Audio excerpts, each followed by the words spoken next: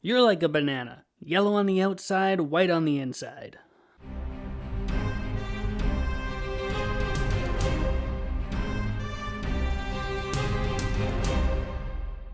Hello, everyone, and welcome to episode number 59 of Movies Are Awesome, the show all about how to win the lottery. My name is Nathan Pottle, and thank you for joining me today.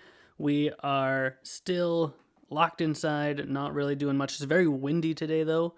I don't know if you can hear it, but I can hear the wind outside like pushing my house, and I think the entirety of our neighborhood has just been kind of like pushed a little bit to the side from where it was before because that's how windy it is. I do not want to go outside when it's this windy.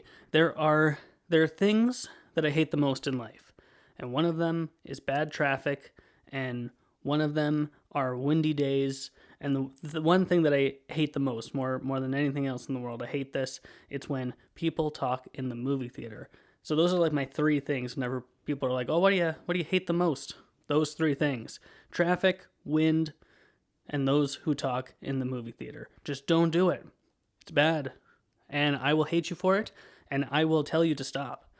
If you're in the theater with me, or if you're trying to talk to me, I'll just give you a look, the kind of look that means, "Hey, don't talk in the movie theater." I don't like it. It's not good. That's not what I'm talking about today, though. Today I'm talking about animated films that are not made by Disney.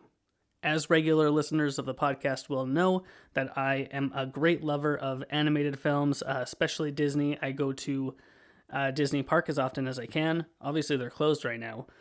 We were thinking about maybe planning a trip to go there next year to California, but who knows? We'll see kind of what happens, the economy and all those things, right? So I've got 5 animated movies that are not made by Disney, and they're also kind of older movies. Most of them are from the 1990s, just because that's the ones that I grew up with. So I think I have a lot of nostalgia for these movies. It's not a top 5 best non-Disney animated films. These are just 5 animated films that are not made by Disney that maybe you haven't seen, or maybe you should check out. And so it's just like some recommendations, that's all I'm doing here today. So why don't I just get started with the first one. It's from 1982, and it's called The Secret of NIMH. Now, The Secret of NIMH is directed by a gentleman by the name of Don Bluth, and he's very famous for directing The Land Before Time. I think he did just the first one, because that's the only one that's good, and then An American Tail, and then I think he also did An American Tail, Fievel Goes West.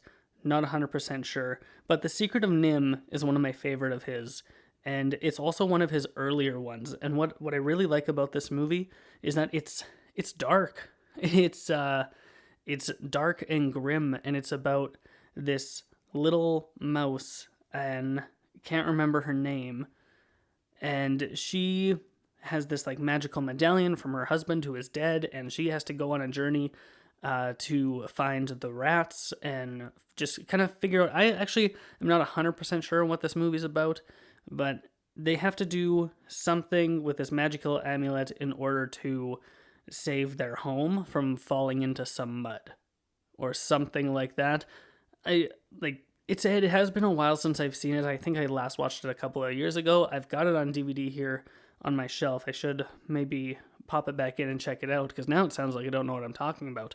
But it's a very good movie, and it's chilling, it's frightening. Like when the main mouse character, once again, can't remember her name, when she goes to visit the owl, it's so scary. Like, that owl is terrifying, and his house is terrifying, and just everything about it just puts you on edge, and it's very, very scary. But at the same time, this story is very engaging. It just brings you in, and there's like some mysticism here, but there's also like humans walking around, and at one point the mouse character gets caught by one of the humans and like put in a mouse cage. So like there's modern things, there's like mystical, fantastical elements to this movie. It's got it all. That's what it is. The Secret of NIMH from 1982.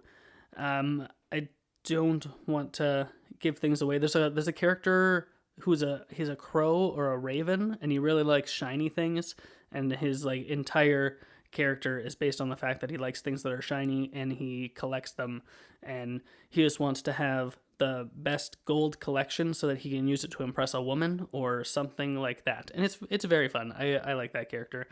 I am so bad with characters' names though. Like I just, unless your character's name is really unique, or unless I'm really invested in the movie and I watch it again and again and again and again, the names are just, they're not going to stick with me, and I'm just going to be like, the main guy, that the girl with the amulet, and that's all that I'm going to be able to do to describe the characters unless I actually write them down, which in this case I did not.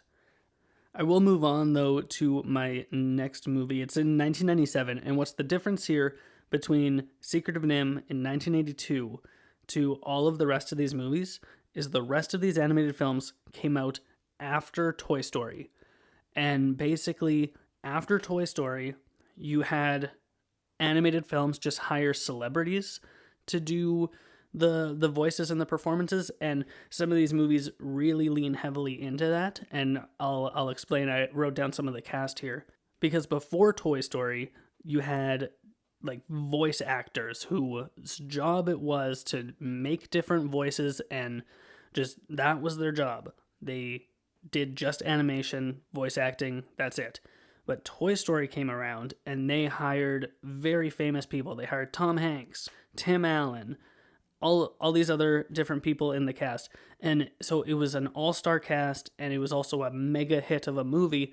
And so other studios were like, hey, we should do that too. Let's hire some famous people to voice in our movies.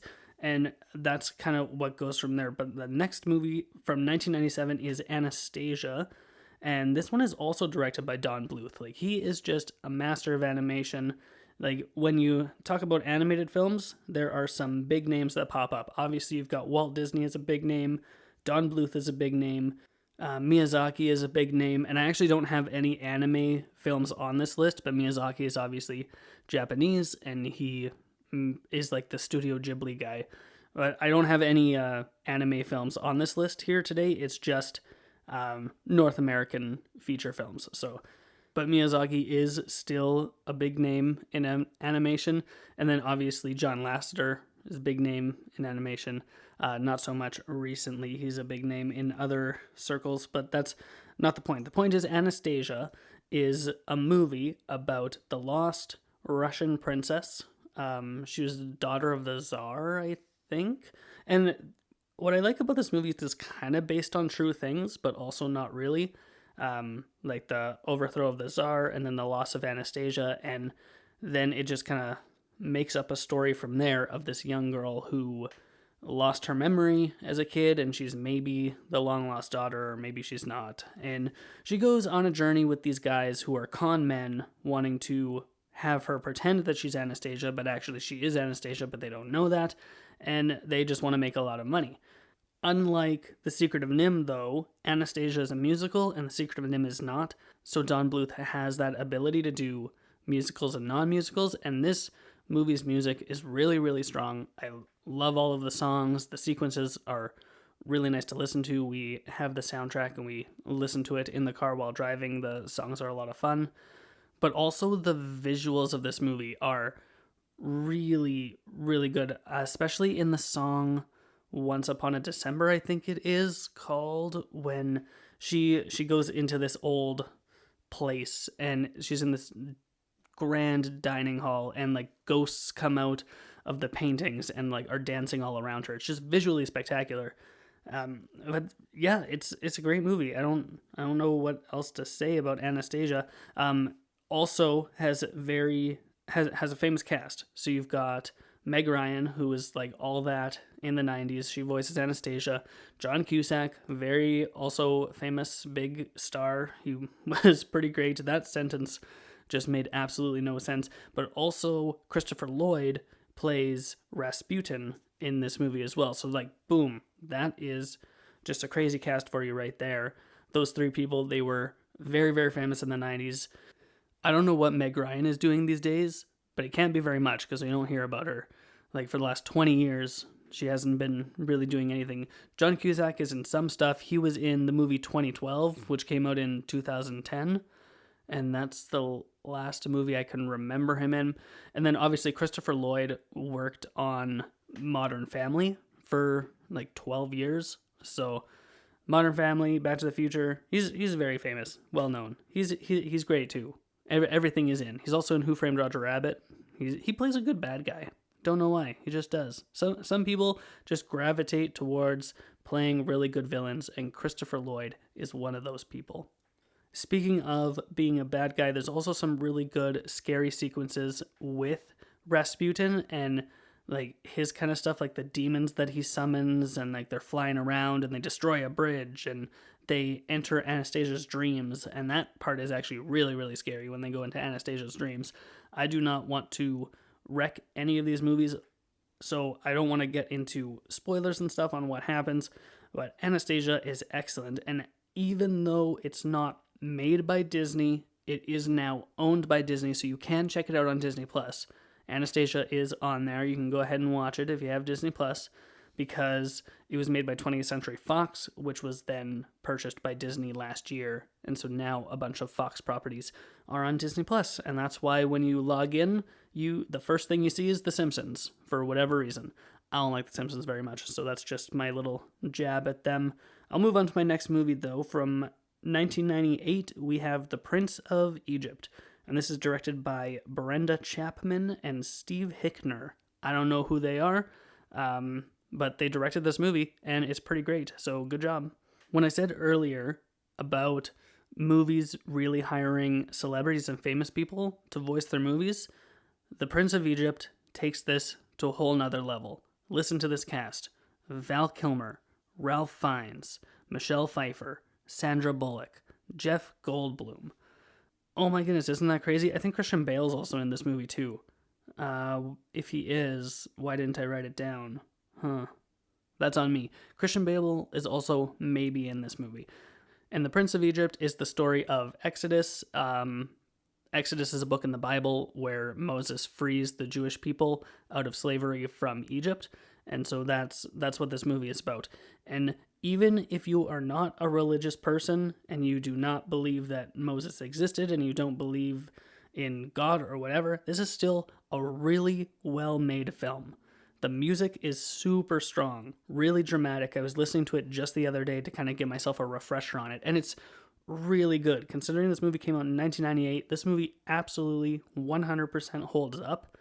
If I had to pick like a best of the movies out of these 5 that I'm talking about today, it's probably this one. The visuals of Egypt and all of the plagues and the parting of the Red Sea are just spectacular to look at. This movie does a really good job of blending digital and cell animation. A lot of times in the 90s when you watch this kind of blend of traditional cell animation with digital animation, they starkly contrast each other, and it's very jarring to look at. This movie does a very good job of blending them. So I think that the animation is super strong, the music is spectacular, the cast is ridiculous, the story is all there. It's really, really good, and you should check it out. If you have not seen The Prince of Egypt, it was really big. And even when I grew up going to public school, and even some of my public school friends had seen The Prince of Egypt and really liked it. So that's just a testament of how strong this movie is. You do not have to be a religious person in order to enjoy this movie. So go check out The Prince of Egypt if you haven't seen it, from 1998. It's a DreamWorks movie. I don't know where you could find it. I've got it at my house, but that doesn't help you. So The Prince of Egypt from 1998. Go check it out somewhere. I don't know. I'm sure you can find it. I only have 2 left to talk about, and I haven't even been talking for that long. So there we go. I've been focused and on track today, not even getting distracted even a little bit. The next one is very interesting. It's from 1999, and it's The Iron Giant. This is directed by Brad Bird. Now, Brad Bird is a very well-known director. He's known for directing, obviously, The Iron Giant. He also did The Incredibles 1 and 2, and he also did Tomorrowland and Mission Impossible Ghost Protocol. Now, I didn't like Tomorrowland very much. I also didn't like The Incredibles 2 very much. The first Incredibles is fun. I'm not a huge fan of that animation style that Pixar decided to go with. I I don't like the way the movie looks, but I think the movie is fine. But Mission Impossible Ghost Protocol and The Iron Giant are fantastic. The Iron Giant maybe competes with The Prince of Egypt for being the best of the movies on this list. Like they're very close. Like this movie is so good. When it comes to blending the digital animation with the traditional cell animation, it doesn't do as good of a job as The Prince of Egypt does, but it's still pretty good. As far as the cast goes, it's not as crazy as The Prince of Egypt, but it does have Vin Diesel and Jennifer Aniston. Obviously, Jennifer Aniston was very famous at the time for being in Friends, and Vin Diesel was in Saving Private Ryan the year before, and like his career was like just starting to take off. So Vin Diesel voices the Iron Giant and Jennifer Aniston voices the mom of the kid. And I do remember the kid's name because he's got a unique name. His name is Hogarth. Now, the story of this, it's kind of like E.T., but with a giant robot. So this kid finds this giant robot that has crash landed on Earth, and he doesn't really know who he is. So this kid and the robot form a bond, and they become friends, and he teaches them about the world. And what I like about this movie is that it's a lot of fun, but it's also incredibly mature, and it deals with things like just like excellent themes for kids to know and understand and learn about. And there's a scene in particular. I'm gonna just do light, mild spoilers for the Iron Giant, but there's a scene where Hogarth and the Iron Giant come across a dead deer in the forest, and the Iron Giant like wants to play with this deer, and he's like poking it, but Hogarth is like, no, like this is dead, and it's a really profound and emotional scene introducing this innocent character to what death is and how it works. I think it's powerful. I think it's good stuff. It's one of the best scenes in the movie, probably. So if I ruined the whole movie because of that, sorry. But also, the Iron Giant really likes Superman, and he wants to be Superman. So this movie is just so charming, and it's just so much fun. I have nothing but good things to say about it, other than the digital and cell animation blend isn't spectacular. It's a little jarring at some points, because I think the Iron Giant, for the most part, is all digital, and then everything else is just like regular animation, and then the Iron Giant moves around, and he's a big robot, and then he like gets his memory back, and it's very fun. I like that movie a lot, and it does touch on some emotional themes and threads. So The Iron Giant, directed by Brad Bird from 1999, is an excellent movie. I only have one left. Wow, today's gonna be a short one of an episode. And this movie is from 2000, and I have been wanting to watch this movie again for a long time because I like it a lot. It's called Chicken Run, directed by Peter Lord and Nick Park. Now, this movie doesn't really follow the trend of getting really famous people to do voices, with the exception of Mel Gibson. The rest of the cast might have been really famous at the time in England, but I'm not familiar with the cast when I went and read through their names in preparing for this episode. But Mel Gibson for sure was a worldwide star at the time. He had just directed Braveheart and won Best Picture for Braveheart, so like he was all that. He was in a lot of movies in the 90s. The Man Without a Face is one. He was in Lethal Weapon. Was he in those movies? Yeah, I think so. And Mel Gibson was just like really starting to take the world by storm, and he's in Chicken Run. Now, this is a stop motion animation film, and which means that they made like little clay figures with like skeleton bodies, and they would like move it a little bit and take a picture, move it a little bit and take a picture, move it a little bit and take a picture, and that's how they made the movie. And I looked it up because I was interested. It took about 18 months to film this movie.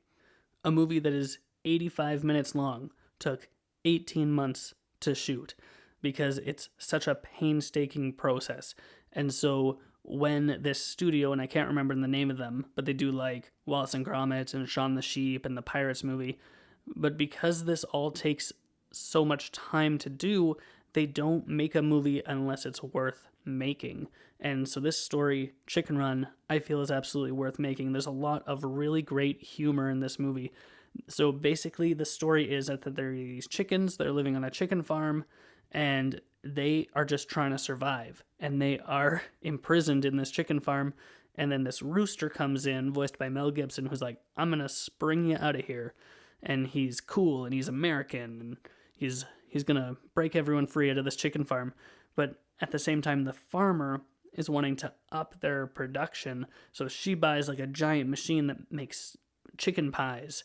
And there's such a funny part of the movie. I'm gonna do my best to do it justice here right now, but they build the machine, and the lady goes, the chickens go in, pies come out. And then her husband or henchman, it's not really clear who he is, he goes, oh, what kind of pies? And she doesn't even hesitate. She just says, apple.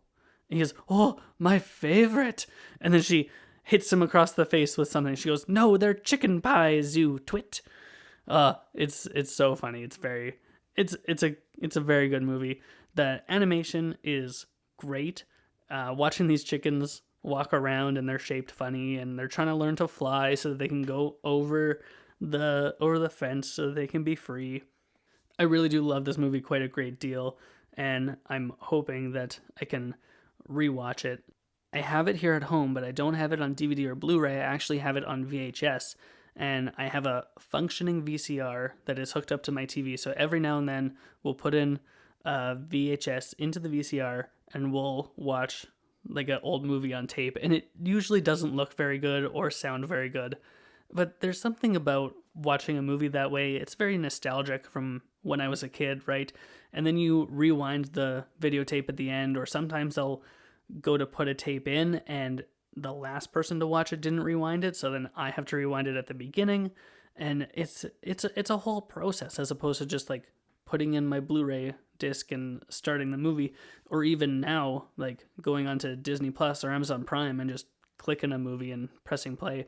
Like the way we watch movies has changed so much, but I like to relive that nostalgia every now and then, even though it doesn't look as good as some of the other things that we have going on today.